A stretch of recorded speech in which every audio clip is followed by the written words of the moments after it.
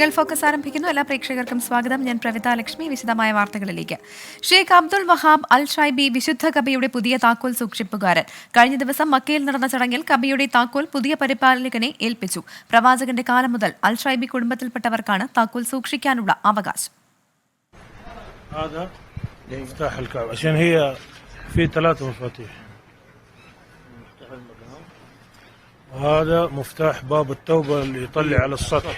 വിശുദ്ധ കാബയുടെ താക്കോൽ സൂക്ഷിപ്പുകാരനായിരുന്ന ഷെയ്ഖ് സാലിഹ് അൽ ഷൈബിയുടെ മരണത്തെ തുടർന്നാണ് കുടുംബ പരമ്പരയിലെ പുതിയ വ്യക്തിയെ താക്കോൽ ഏൽപ്പിച്ചത്. കുടുംബത്തിലെ മുതിർന്ന അംഗമായ ഷെയ്ഖ് അബ്ദുൽ വഹാബ് ബിൻ സൈനുൽ ആബിദീനാണ് പുതിയ താക്കോൽ സൂക്ഷിപ്പുകാരൻ. ഇന്നലെ മക്കയിൽ നടന്ന ചടങ്ങിൽ ഷെയ്ഖ് സാലിഹ് അൽ ഷൈബിയുടെ മകൻ ഷെയ്ഖ് അബ്ദുറഹ്മാൻ അൽ ഷൈബി കാബയുടെയും ഇബ്രാഹിം മക്കാമിന്റെയും താക്കോലുകൾ ഷെയ്ഖ് അബ്ദുൽ വഹാബ് അൽ ഷൈബിക്ക് കൈമാറി. കാബയുടെ 78ാമത് പരിപാലകനാണ് ഷെയ്ഖ് അബ്ദുൽ വഹാബ് അൽ ഷൈബി. ഭരണാധികാരി സൽമാൻ രാജാവിന്റെയും കിരീടാവകാശി മുഹമ്മദ് ബിൻ സൽമാൻ രാജകുമാരന്റെയും നേതൃത്വത്തിന് കീഴിൽ ചുമതല ഏറ്റെടുക്കുന്നതിൽ സന്തോഷമുണ്ടെന്ന് ഷെയ്ഖ് അബ്ദുൽ വഹാബ് അൽ ഷൈബി പറഞ്ഞു. മുഹറം 15 നടക്കുന്ന വിശുദ്ധ കഅബ കഴുകൽ ചടങ്ങിന് ഷെയ്ഖ് അബ്ദുൽ വഹാബ് അൽ ഷൈബി ആയിരിക്കും വാതിൽ തുറക്കുക. മുഹറം 1 നടക്കുന്ന കിസ്വ മാറ്റൽ ചടങ്ങിനും ഇദ്ദേഹത്തിന്റെ നേതൃത്വമുണ്ടാകും. പ്രവാചകൻ മുഹമ്മദ് നബിയുടെ കാലം മുതൽ ബനി ഷൈബ കുടുംബമാണ് കഅബയുടെ താക്കോൽ സൂക്ഷിക്കുന്നത്. മക്ക കീഴടക്കിയ ശേഷം പ്രവാചകൻ തന്നെയാണ് കാബയുടെ താക്കോൽ ബനി ഷൈബ കുടുംബത്തിലെ ഉസ്മാൻ ബിൻ തോൽഹയെ ഏൽപ്പിച്ചത്. അദ്ദേഹത്തിന്റെ പരമ്പരയിൽപ്പെട്ടവരാണ് ഇന്നും ഇത് സൂക്ഷിച്ചു വരുന്നത്. ജലീൽ കണമംഗലം, 24 ജിദ്ദ. ഹജ്ജ് വേളയിൽ ആയിരക്കണക്കിന് തീർത്ഥാടകർ മരിച്ചതിന് പിന്നാലെ നടപടികളുമായി വിവിധ രാജ്യങ്ങൾ. അനധികൃതമായി തീർത്ഥാടകരെ മക്കയിലെത്തിച്ച ഏജൻസികൾക്കും വ്യക്തികൾക്കുമെതിരെ നടപടി സ്വീകരിച്ചു. ഈജിപ്ത്, ട്യൂണീഷ്യ, ജോർദാൻ തുടങ്ങിയ രാജ്യങ്ങളാണ് നടപടി സ്വീകരിച്ചത്. ഇത്തവണത്തെ ഹജ്ജ് വേളയിൽ 1301 തീർത്ഥാടകർ മരിച്ചതായി സൗദി ഹജ്ജ് ആൻഡ് ഉംറ മന്ത്രാലയം വെളിപ്പെടുത്തിയിരുന്നു. ഇതിൽ 83% അനധികൃതമായി ഹജ്ജ് നിർവഹിച്ചവരാണെന്ന കണ്ടെത്തലിന് പിന്നാലെയാണ് നടപടിയുമായി വിവിധ രാജ്യങ്ങൾ മുന്നോട്ട് വരുന്നത്. അനധികൃതമായി തീർത്ഥാടകരെ സൗദിയിലെത്തിച്ച 16 ട്രാവൽ ഏജൻസികളുടെ ലൈസൻസ് ഈജിപ്ത് റദ്ദാക്കി. ഇവരിൽ നിന്ന് പിഴ ഈടാക്കി മരിച്ച തീർത്ഥാടകരുടെ കുടുംബങ്ങൾക്ക് നൽകും. 658 ഈജിപ്ഷ്യൻ പൗരന്മാരാണ് ഹജ്ജ് വേളയിൽ മരിച്ചത്. ഇതിൽ 630 നിയമവിരുദ്ധമായി ഹജ്ജിനെത്തിയവരായിരുന്നു. നിയമവിരുദ്ധമായി പൗരന്മാരെ ഹജ്ജിനു കൊണ്ടുപോയ 28 പേർക്കെതിരെ ജോർദാനും നടപടി സ്വീകരിച്ചു. മനുഷ്യക്കടത്ത് ഉൾപ്പെടെയുള്ള കുറ്റങ്ങളാണ് ഇവർക്കെതിരെ ചുമത്തിയത്.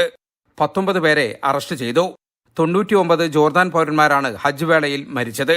തുനീഷ്യൻ ഗവൺമെന്റ് അവരുടെ മതകാര്യമന്ത്രി ഇബ്രാഹിം ഷൈബിയെ സ്ഥാനത്ത് നിന്നും നീക്കി. 60 തുനീഷ്യൻ പൗരന്മാർ ഹജ്ജ് വേളയിൽ മരിച്ചതിനു പിന്നാലെയാണ് നടപടി. വിസിറ്റ് വിസയിലോ ടൂറിസ്റ്റ് വിസയിലോ ഉംറ വിസയിലോ തീർത്ഥാടകരെ മക്കയിലെത്തിക്കുകയും ഹജ്ജ് വേളയിൽ ഹജ്ജ് പെർമിറ്റില്ലാതെ മിനായിലും അറഫയിലുമൊക്കെ എത്തിക്കുകയായിരുന്നു നടപടിക്ക് വിധേയരായ ഏജൻസികൾ ചെയ്തിരുന്നത്. ശക്തമായ മുന്നറിയിപ്പുകളെ അവഗണിച്ച് ഇങ്ങനെ മക്കയിലെത്തിയവർക്കാണ് ടെന്റ് സൗകര്യമോ ഗതാഗത സൗകര്യമോ ഇല്ലാത്തതിന്റെ പേരിൽ സൂര്യാഘാതമേറ്റ് ജീവൻ നഷ്ടപ്പെട്ടത്. നടപടി സ്വീകരിച്ച ഗവൺമെന്റുകൾക്ക് സൗദി ആഭ്യന്തര മന്ത്രാലയം നന്ദി പറഞ്ഞു. ജലീൽ കണമംഗലം, 24 ജിദ്ദ. അവശരായ ഹജ്ജ് തീർത്ഥാടകരെ മക്കയിലെ ഹറം പള്ളിയിൽ കർമ്മങ്ങൾ നിർവഹിക്കാൻ സഹായിച്ച മാതൃകയായി മക്ക KMCC. രോഗികളായ 100ഓളം തീർത്ഥാടകരെ ഒരുമിച്ച് വീൽ ചെയറുകളിൽ ഹറം പള്ളിയിലെത്തിച്ചാണ് കർമ്മം പൂർത്തിയാക്കിയത്. അവശത കാരണം ഒരു തീർത്ഥാടകനും കർമ്മങ്ങൾ പൂർത്തിയാക്കാതെ മക്കയിൽ നിന്ന് തിരിച്ചു പോകേണ്ടി വരില്ലെന്നും മക്ക KMCC ഇവരെ സഹായിക്കാൻ സന്നദ്ധരാണെന്നും KMCC സൗദി നാഷണൽ കമ്മിറ്റി ഭാരവാഹികൾ അറിയിച്ചു. യുഎയിലെ ഫ്യുജൈറയിൽ വീടിന് തീപിടിച്ച് 2 കുട്ടികൾക്ക് ദാരുണാന്ത്യം. 5 വയസ്സുള്ള കുട്ടിക്ക് ഗുരുതരമായി പൊള്ളലേറ്റു.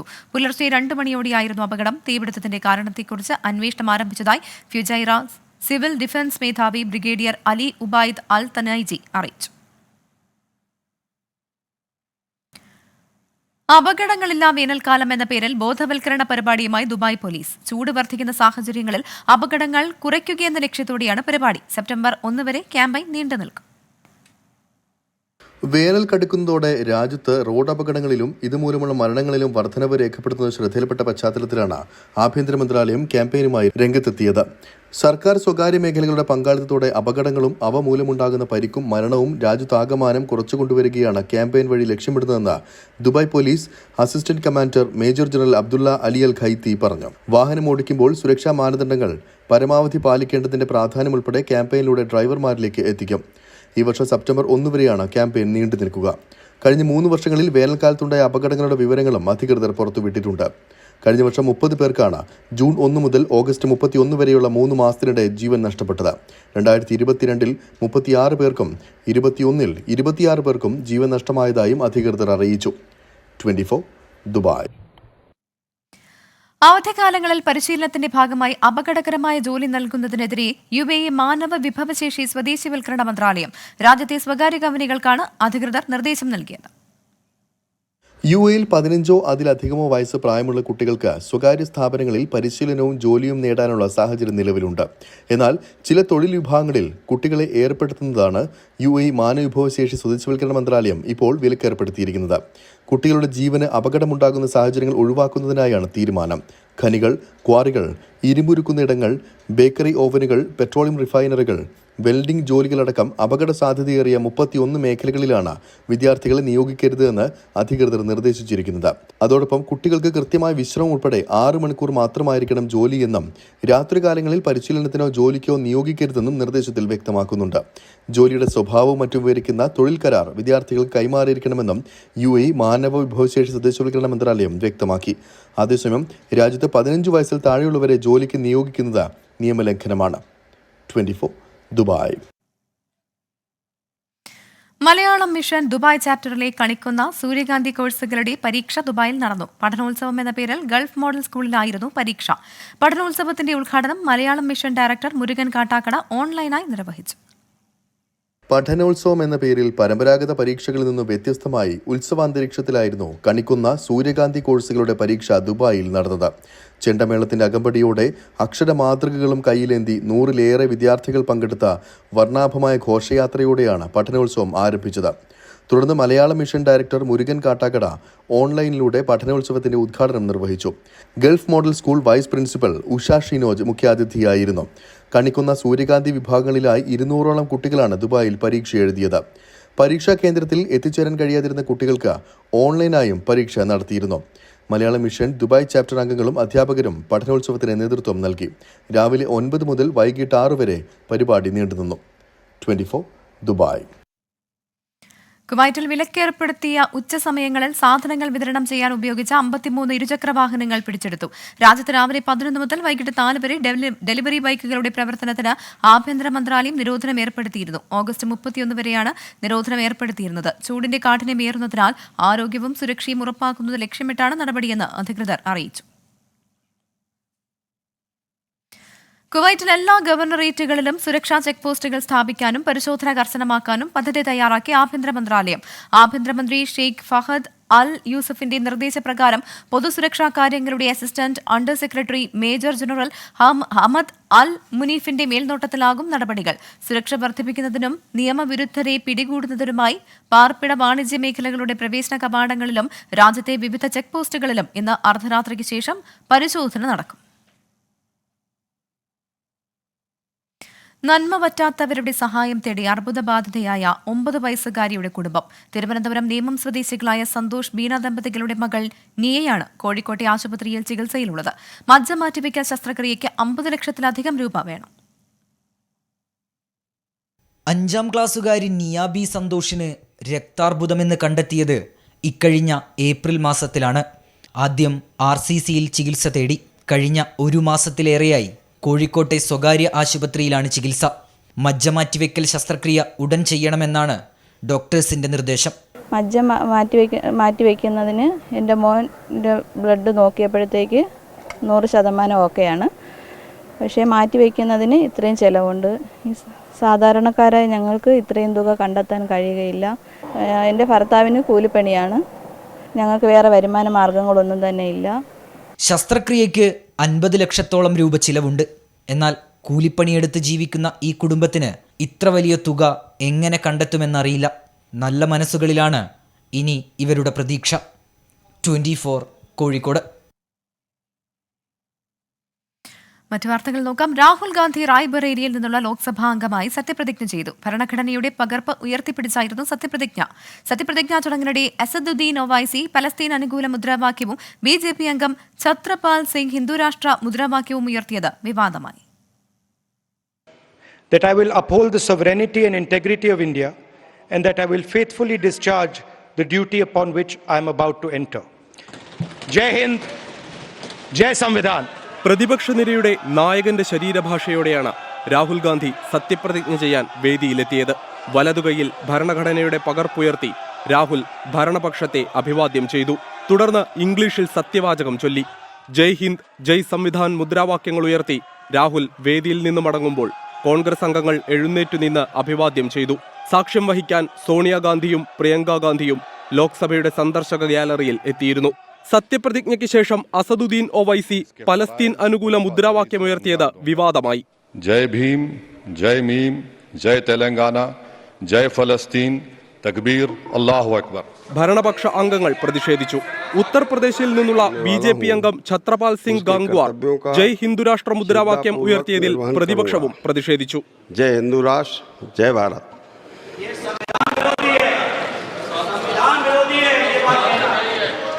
വിവാദ പരാമർശങ്ങൾ രേഖയിൽ നിന്ന് ഒഴിവാക്കുമെന്ന് പ്രോട്ടൈം സ്പീക്കർ അറിയിച്ചു. 24 ഡൽഹി. സ്വതന്ത്ര ഇന്ത്യയുടെ ചരിത്രത്തിൽ ആദ്യമായി ലോക്സഭാ സ്പീക്കർ സ്ഥാനത്തേക്ക് മത്സരത്തിന് കളമൊരുങ്ങി. NDAയുടെ ഓം ബിർളയും ഇന്ത്യ സഖ്യത്തിന്റെ കൊടിക്കുന്നിൽ സുരേഷും തമ്മിലാണ് മത്സരം. ഡെപ്യൂട്ടി സ്പീക്കർ സ്ഥാനം വേണമെന്ന ആവശ്യത്തോട് BJP മുഖം തിരിച്ചതോടെയാണ് പ്രതിപക്ഷം സ്ഥാനാർത്ഥിയെ പ്രഖ്യാപിച്ചത്. നാളെയാണ് സ്പീക്കർ തെരഞ്ഞെടുപ്പ്. കോൺഗ്രസ് ഏകപക്ഷീയമായാണ് സ്ഥാനാർത്ഥിയെ പ്രഖ്യാപിച്ചതെന്ന് തൃണമൂൽ കോൺഗ്രസ് വിമർശിച്ചു. 4 അംഗങ്ങളുള്ള YSR കോൺഗ്രസ് NDAയ്ക്ക് പിന്തുണ പ്രഖ്യാപിച്ചു. അംഗബലം കൂടിയ പ്രതിപക്ഷം രണ്ടും കൽപ്പിച്ചാണ്. ഭരണകക്ഷിയും പ്രതിപക്ഷവും കൂടിയാലോചിച്ച് സ്പീക്കറുടെ കാര്യത്തിൽ യോജിപ്പിലെത്തുന്നതും ഡെപ്യൂട്ടി സ്പീക്കർ സ്ഥാനം പ്രതിപക്ഷത്തിന് നൽകുന്നതുമായിരുന്നു പതിവ്. കഴിഞ്ഞ 2 തവണയും കേവല ഭൂരിപക്ഷം നേടിയ BJP അത് പാലിച്ചില്ല. എന്നാൽ ഇത്തവണ വിട്ടുകൊടുക്കില്ലെന്നാണ് ഇന്ത്യ സഖ്യത്തിന്റെ നിലപാട്. കേന്ദ്രമന്ത്രി രാജ്നാഥ് സിംഗ് കോൺഗ്രസ് അധ്യക്ഷൻ മല്ലികാർജുൻ ഖാർഗെയുമായി ചർച്ച നടത്തിയെങ്കിലും സമവായത്തിലെത്തിയില്ല. राजनाथ सिंह जी ने कल शाम कहा था कि वो खारगे जी को कॉल रिटर्न करेंगे. अभी तक राजनाथ सिंह जी ने खारगे जी का कॉल रिटर्न नहीं किया है. तो मोदी जी कह रहे हैं कंस्ट्रक्टिव कोऑपरेशन हो और फिर हमारे नेता को इंसल्ट करा जा रहा है. ഇതോടെ പ്രതിപക്ഷം കൊടിക്കുന്നിൽ സുരേഷിനെ സ്പീക്കർ സ്ഥാനാർത്ഥിയായി പ്രഖ്യാപിച്ചു. മാവേലിക്കര MP-യായ കൊടിക്കുന്നിൽ സുരേഷ് പത്രിക സമർപ്പിച്ചു. ഏകപക്ഷീയമായ ഒരു സ്പീക്കർ സ്ഥാനാർത്ഥിയെ പ്രഖ്യാപിക്കുകയാണെങ്കിൽ തീർച്ചയായും നമ്മുടെ ഭാഗത്തുനിന്ന് അപ്പോൾ തന്നെ ഇന്ത്യ സഖ്യത്തിന്റെ സ്ഥാനാർത്ഥി പ്രഖ്യാപനം അതിന് വലിയ യോഗം ചേരേണ്ട കാര്യമില്ല. ആശയവിനിമയം നടത്തിയാൽ മതിയല്ലോ. സ്പീക്കർ പദവിയിൽ ഓം ബിർളയ്ക്ക് തുടർച്ച നൽകാനാണ് BJPയുടെ തീരുമാനം. TDP സ്പീക്കർ സ്ഥാനം ആവശ്യപ്പെട്ടിരുന്നെങ്കിലും ഇവരുമായി ധാരണയിലെത്തിയാണ് ഓം ബിർളയെ വീണ്ടും സ്ഥാനാർത്ഥിയാക്കിയത്. JP നദ്ദയടക്കമുള്ള നേതാക്കൾക്കൊപ്പമെത്തി ഓം ബിർളയും നാമനിർദ്ദേശ പത്രിക നൽകി. നാളെ രാവിലെ 11 മണിക്കാണ് സ്പീക്കർ തെരഞ്ഞെടുപ്പ്. NDAയ്ക്ക് 293 ഇന്ത്യ സഖ്യത്തിന് 233 അംഗങ്ങളുടെ പിന്തുണയാണുള്ളത്. 24 ഡൽഹി. ബീഹാർ ചോദ്യപേപ്പർ ചോർച്ച കേസിൽ വെളിപ്പെടുത്തലുമായി ഹസാരിബാഗ് പ്രിൻസിപ്പൽ. ചോദ്യപേപ്പർ കൊണ്ടുവന്ന ഡിജിറ്റൽ ലോക്കർ കട്ടർ ഉപയോഗിച്ച് തകർത്തുവെന്നാണ് പ്രിൻസിപ്പലിന്റെ മൊഴി. ലോക്ക് തകരാറിലായതിനെ തുടർന്നാണ് കട്ടർ ഉപയോഗിച്ചത് എന്നാണ് വിശദീകരണം. നാഷണൽ ടെസ്റ്റിംഗ് ഏജൻസിയുടെ സുതാര്യത ഉറപ്പാക്കാൻ രക്ഷിതാക്കളുടെയും വിദ്യാർത്ഥികളുടെയും അഭിപ്രായം തേടുമെന്ന് ഉന്നതതല സമിതി അറിയിച്ചു. മാറ്റിവെച്ച നീറ്റ് PG പരീക്ഷാ തീയതി ഉടൻ പ്രഖ്യാപിക്കും. ഹസാരിബാഗിലെ നീറ്റ് UG പരീക്ഷാ സെന്ററായ സ്കൂളിൽ ചോദ്യപേപ്പർ കൊണ്ടുവന്ന ഡിജിറ്റൽ ലോക്കർ തുറക്കാൻ കഴിയാതെ വന്നതോടെ കട്ടർ ഉപയോഗിച്ച് തകർത്തെന്നാണ് സ്കൂൾ പ്രിൻസിപ്പലിന്റെ വെളിപ്പെടുത്തൽ. ലോക്ക് തകരാറിലായതോടെ NTA ബന്ധപ്പെട്ടപ്പോൾ കട്ടർ ഉപയോഗിച്ച് തുറക്കാൻ അറിയിച്ചെന്നും പ്രിൻസിപ്പൽ പറഞ്ഞു. ഡിജിറ്റൽ ലോക്കറിന് എങ്ങനെ തകരാറുണ്ടായി എന്നത് അന്വേഷണ സംഘം പരിശോധിക്കുന്നുണ്ട്. ചോദ്യപേപ്പറുകൾ സെന്ററുകളിലേക്ക് അയച്ചതിൽ ചില കൊറിയർ സ്ഥാപനങ്ങൾ വീഴ്ച വരുത്തിയതായും അന്വേഷണത്തിൽ കണ്ടെത്തി. നാഷണൽ ടെസ്റ്റിംഗ് ഏജൻസിയുടെ സ്വകാര്യത ഉറപ്പാക്കാൻ രൂപീകരിച്ച ഉന്നതതല സമിതിയുടെ ആദ്യ യോഗത്തിൽ നിർണായക തീരുമാനങ്ങൾ കൈക്കൊണ്ടു. വിദ്യാർത്ഥികളുടെയും രക്ഷിതാക്കളുടെയും അഭിപ്രായം തേടിയ ശേഷം മാറ്റങ്ങൾ വരുത്താനാണ് സമിതിയുടെ തീരുമാനം. പരീക്ഷകൾ പുനരാരംഭിക്കുന്നതിന് ശക്തമായ സംവിധാനം ഏർപ്പെടുത്തുന്നതിനാണ് മുൻഗണനയെന്നും സമിതി അറിയിച്ചു. നീറ്റ് UG ചോദ്യപേപ്പർ ചോർച്ച കേസിൽ ബീഹാറിൽ പോലീസിൽ നിന്ന് CBI സംഘം തെളിവുകൾ ശേഖരിച്ചു. DIG, ഡെപ്യൂട്ടി SP റാങ്കിലുള്ള ഉദ്യോഗസ്ഥരുടെ 2 അംഗ CBI സംഘമാണ് ബീഹാറിലെത്തിയത്. 24 ഡൽഹി. മലബാറിൽ +1 സീറ്റ് പ്രതിസന്ധിയുണ്ടെന്ന് സമ്മതിച്ച സർക്കാർ. മലപ്പുറത്ത് താൽക്കാലിക ബാച്ച് അവതരിപ്പിക്കാൻ തത്വത്തിൽ തീരുമാനമായി. പ്രതിസന്ധിയെക്കുറിച്ച് പഠിക്കാൻ 2 അംഗ സമിതിയെ ചുമതലപ്പെടുത്തി. എന്നാൽ 2 അംഗ സമിതിയെ നിയോഗിച്ച സർക്കാർ തീരുമാനം മുസ്ലിം ലീഗ് തള്ളി. മുഴുവൻ വിദ്യാർത്ഥികൾക്കും സീറ്റ് ലഭിക്കും വരെ സമരം തുടരാനാണ് തീരുമാനം. വിദ്യാർത്ഥി സംഘടനാ പ്രതിനിധികളുമായി നടത്തിയ ചർച്ചയിൽ മലപ്പുറത്ത് +1 സീറ്റ് പ്രതിസന്ധിയുണ്ടെന്ന വിദ്യാഭ്യാസ മന്ത്രി V. ശിവൻകുട്ടി അംഗീകരിച്ചു. നിലവിലെ കണക്ക് പ്രകാരം 7478 സീറ്റുകളുടെ കുറവ് ജില്ലയിലുണ്ട്. സീറ്റുകൾ വർദ്ധിപ്പിക്കുന്നത് പ്രായോഗികമല്ലെന്നും അധിക ബാച്ചുകൾ അനുവദിക്കണമെന്നും SFI, KSU അടക്കമുള്ള വിദ്യാർത്ഥി സംഘടനകൾ ആവശ്യപ്പെട്ടു. ഇതിന് പരിഹാരമായാണ് താൽക്കാലിക ബാച്ചുകൾ അനുവദിക്കാമെന്ന് ധാരണയിലെത്തിയത്. മലപ്പുറം ജില്ലയിലെ നിലവിലെ സാഹചര്യം കണക്കിലെടുത്ത് ഇക്കാര്യം പരിശോധിച്ച് റിപ്പോർട്ട് നൽകുവാൻ 2 പേരടങ്ങുന്ന ഒരു കമ്മിറ്റിയെ നിയോഗിച്ചിരിക്കുകയാണ്. Higher secondary joint director academic Malappuram RDD എന്നിവരെയാണ് ചുമതലപ്പെടുത്തിയിരിക്കുന്നത്. ജൂലൈ 5-നകം സമിതി റിപ്പോർട്ട് സർക്കാരിന് നൽകണം. ആ റിപ്പോർട്ടിന്റെ അടിസ്ഥാനത്തിൽ നിയമാനുസരണമുള്ള അടുത്ത പ്രവേശന നടപടികൾ ആരംഭിക്കും. സപ്ലിമെന്ററി അലോട്ട്മെന്റിന് ശേഷം മാത്രമേ സ്കോൾ കേരളയിൽ പ്രവേശനം തുടങ്ങാവൂ എന്ന ആവശ്യവും സർക്കാർ അംഗീകരിച്ചു. ഇതോടൊപ്പം ക്ലാസുകൾ നഷ്ടപ്പെടുന്നവർക്കായി ബ്രിഡ്ജ് കോഴ്സുകൾ നടത്തും. 14 വിദ്യാർത്ഥി സംഘടനകളാണ് ചർച്ചയിൽ പങ്കെടുത്തത്. ഓരോ വർഷവും മലപ്പുറത്ത് സീറ്റ് പ്രതിസന്ധി ഉണ്ടാകുന്ന സാഹചര്യത്തിൽ ശാശ്വത പരിഹാരം വേണമെന്ന വിദ്യാർത്ഥി സംഘടനകൾ ആവശ്യപ്പെട്ടു. 24 തിരുവനന്തപുരം. മലബാറിലെ +1 സീറ്റ് പ്രതിസന്ധിയിൽ ഇന്നും വ്യാപക പ്രതിഷേധം. KSU വിദ്യാഭ്യാസ ബന്ദ് ആചരിച്ചു. മുസ്ലിം യൂത്ത് ലീഗ് നിയമസഭയിലേക്ക് നടത്തിയ മാർച്ചിൽ സംഘർഷമുണ്ടായി. സീറ്റ് പ്രതിസന്ധിയുണ്ടെന്ന് സർക്കാർ സമ്മതിച്ചതിനെ സ്വാഗതം ചെയ്യുന്നുവെന്ന് KSU സംസ്ഥാന അധ്യക്ഷൻ അലൂഷ്യസ് സേവ്യർ പറഞ്ഞു.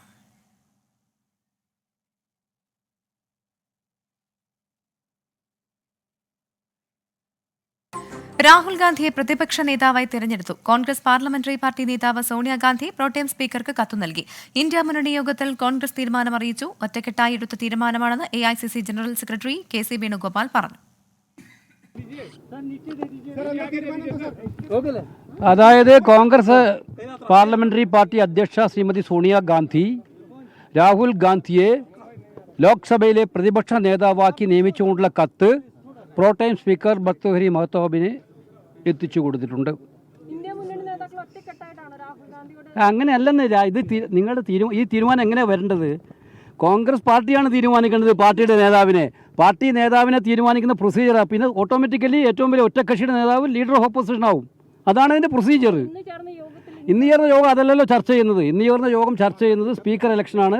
അതിന് എല്ലാ അംഗങ്ങളെയും പങ്കെടുപ്പിക്കാൻ തീരുമാനിച്ചിട്ടുണ്ട്. എല്ലാ പാർട്ടികളും ഉണ്ടായിരുന്നു.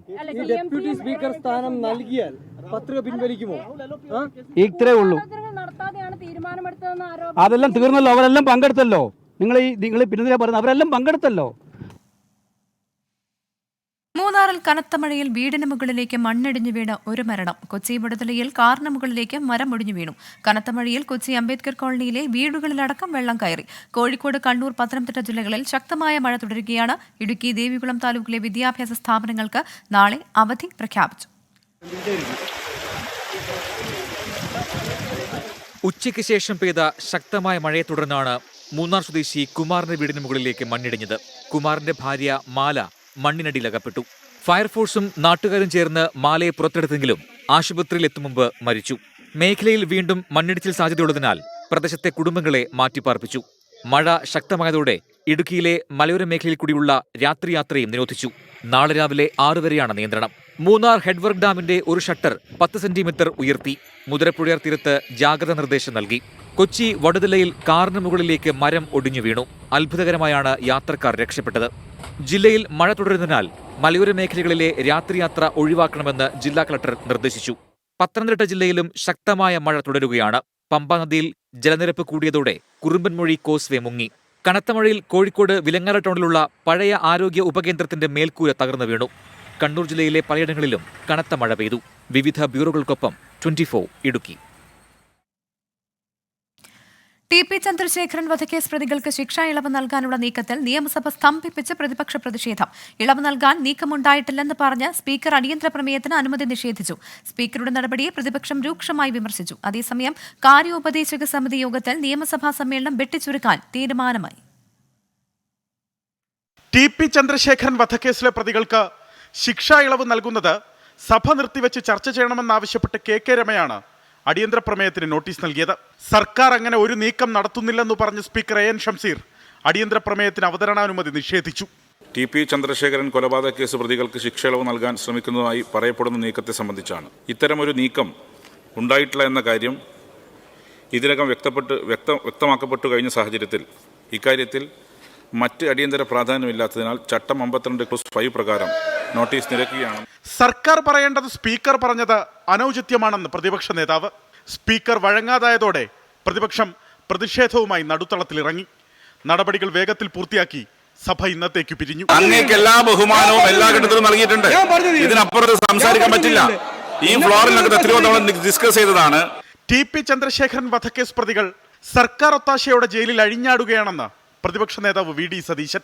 സർക്കാരിന്, മുഖ്യമന്ത്രിക്കും മന്ത്രിമാർക്കും അടക്കം പുറത്തിറങ്ങാൻ പറ്റാത്ത രീതിയിലുള്ള പ്രക്ഷോഭങ്ങൾക്ക് കേരളം സാക്ഷ്യം വഹിക്കേണ്ടി വരും. ഉന്നതതല ഗൂഢാലോചന പുറത്തു വരുമെന്ന ഭയം കൊണ്ടാണ് സർക്കാർ പ്രതികൾക്ക് ഇളവ് നൽകാൻ നീക്കം നടത്തുന്നതെന്ന് കെ രമ. ശിക്ഷാ ഇളവ് നൽകരുതെന്നാവശ്യപ്പെട്ട് കെ രമ ഗവർണറെ കണ്ടു. മുഖ്യമന്ത്രിയുടെ മുഖത്ത് നോക്കി ചോദിക്കാനുള്ള ഒരുപാട് ചോദ്യങ്ങളുണ്ട് ഈ വിഷയവുമായി ബന്ധപ്പെട്ട്. അതിനെയൊക്കെ സർക്കാർ ഭയക്കുന്നു, മുഖ്യമന്ത്രി ഭയക്കുന്നു. അതിനിടെ ജൂലൈ 25 വരെ നിശ്ചയിച്ചിരുന്ന നിയമസഭാ സമ്മേളനം വെട്ടിച്ചുരുക്കി. ജൂലൈ 11 സമ്മേളനം അവസാനിപ്പിക്കാൻ കാര്യോപദേശക സമിതി യോഗം തീരുമാനിച്ചു. 24 തിരുവനന്തപുരം. കേരള തമിഴ്നാട് അതിർത്തിയിൽ കാറിനുള്ളിൽ യുവാവിനെ കഴുത്തറുത്ത് കൊലപ്പെടുത്തിയ കേസിൽ നിർണായക വിവരങ്ങൾ ലഭിച്ചതായി പോലീസ്. പ്രതിയെ ഉടൻ അറസ്റ്റ് ചെയ്യുമെന്ന് കന്യാകുമാരി SP സുന്ദരവദനം 24നോട് പറഞ്ഞു. കളയിക്കാവിള ഒറ്റമരത്താണ് തിരുവനന്തപുരം കൈമനം സ്വദേശി ദീപുവിനെ കാറിനുള്ളിൽ മരിച്ച നിലയിൽ കണ്ടെത്തിയത്. കാറിലുണ്ടായിരുന്ന 10 ലക്ഷം രൂപയും മൊബൈൽ ഫോണും നഷ്ടപ്പെട്ടു.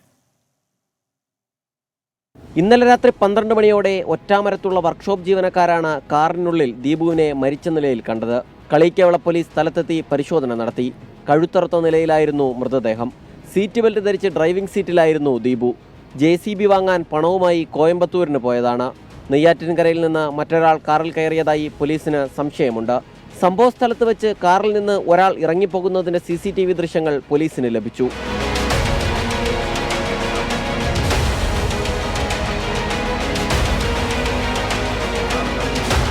കാറിൽ നിന്ന് ഇറങ്ങിപ്പോയ ആൾക്കായി പോലീസ് അന്വേഷണം ആരംഭിച്ചു. ബിസിനസ്സിൽ ദീപുവിന് ശത്രുക്കളുണ്ടായിരുന്നുവെന്നാണ് ബന്ധുക്കളുടെ സംശയം.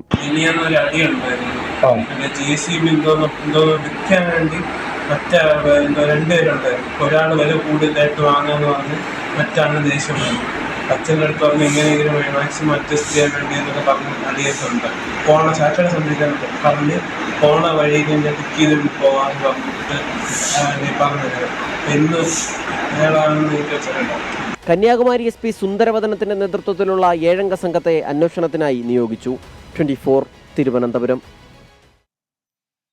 ഇടുക്കി അടിമാലി കല്ലാറിൽ അങ്കണവാടി കെട്ടിടത്തിൽ നിന്ന് വീണ 4 വയസ്സുകാരിക്ക് ഗുരുതര പരിക്ക്. രക്ഷിക്കാനുള്ള ശ്രമത്തിനിടെ അധ്യാപികയ്ക്കും പരിക്കേറ്റു. അപകട കാരണം അങ്കണവാടി ജീവനക്കാരുടെ അനാസ്ഥയെന്ന ആരോപണം. വിഷയം പരിശോധിക്കാനും കുട്ടിക്ക് വിദഗ്ധ ചികിത്സ ഉറപ്പാക്കാനും ആരോഗ്യമന്ത്രി വീണ ജോർജ് നിർദ്ദേശം നൽകി. 3-ാം നിലയിൽ പ്രവർത്തിക്കുന്ന അങ്കണവാടിയുടെ വരാന്തയിലൂടെ നടക്കുമ്പോഴാണ് കല്ലാർ സ്വദേശി ആന്റോയുടെ മകൾ മെറീന അപകടത്തിൽപ്പെട്ടത്. കാലുവഴുതി കൈവരികൾക്കിടയിലൂടെ 20 അടി താഴ്ചയിലുള്ള ഓടയിലേക്ക് കുട്ടി വീഴുകയായിരുന്നു. തലയ്ക്ക് ഗുരുതരമായി പരിക്കേറ്റ 4 വയസ്സുകാരി കോട്ടയം മെഡിക്കൽ കോളേജ് ആശുപത്രിയിൽ ചികിത്സയിലാണ്. കുട്ടിയെ രക്ഷിക്കാനുള്ള ശ്രമത്തിനിടെ അധ്യാപിക പ്രീതിയുടെ കാലൊടിഞ്ഞു. ജീവനക്കാരുടെ അനാസ്ഥയാണ് അപകട കാരണമെന്ന് നാട്ടുകാർ. ആകെ 4 കുട്ടികളോ 5 കുട്ടികളാണ് ഇവിടെ വരുന്നത്. ഈ 5 കുട്ടികളെ നോക്കാൻ 2 ടീച്ചർമാരുണ്ട്. ഒരു ഹെൽപ്പറും ഉണ്ട്, ഒരു ടീച്ചറും ഉണ്ട്. ഇവര് 2 പേർക്ക് ഈ ഇത്രയും നോക്കാൻ പറ്റിയിട്ടില്ല. അപ്പൊ പിന്നെ ഇത് ആരെ ഇതിനകത്ത് തെറ്റ് പറയേണ്ടത്? അപ്പൊ അവരുടെ അനാസ്ഥയം കൊണ്ട് മാത്രം സംഭവിച്ചതല്ലേ ഇങ്ങനെ ഒരു അപകടം. 1-ാം നിലയിൽ പ്രവർത്തിച്ചിരുന്ന അങ്കണവാടി 2018-ലെ പ്രളയത്തെ തുടർന്നാണ് 3-ാം നിലയിലേക്ക് മാറ്റിയത്. സുരക്ഷാ ക്രമീകരണത്തിൽ വീഴ്ചയുണ്ടായോ എന്ന് അന്വേഷിക്കാൻ ആരോഗ്യമന്ത്രി വീണ ജോർജ് വനിതാ ശിശുവികസന വകുപ്പ് ഡയറക്ടർക്ക് നിർദ്ദേശം നൽകി. കുട്ടിക്ക് വിദഗ്ധ ചികിത്സ ഉറപ്പാക്കാൻ കോട്ടയം മെഡിക്കൽ കോളേജ് ആശുപത്രി സൂപ്രണ്ടിനും നിർദ്ദേശം നൽകിയിട്ടുണ്ട്. 24 ഇടുക്കി. ഫോക്കസ് പൂർണ്ണമാകുന്നു. Good night.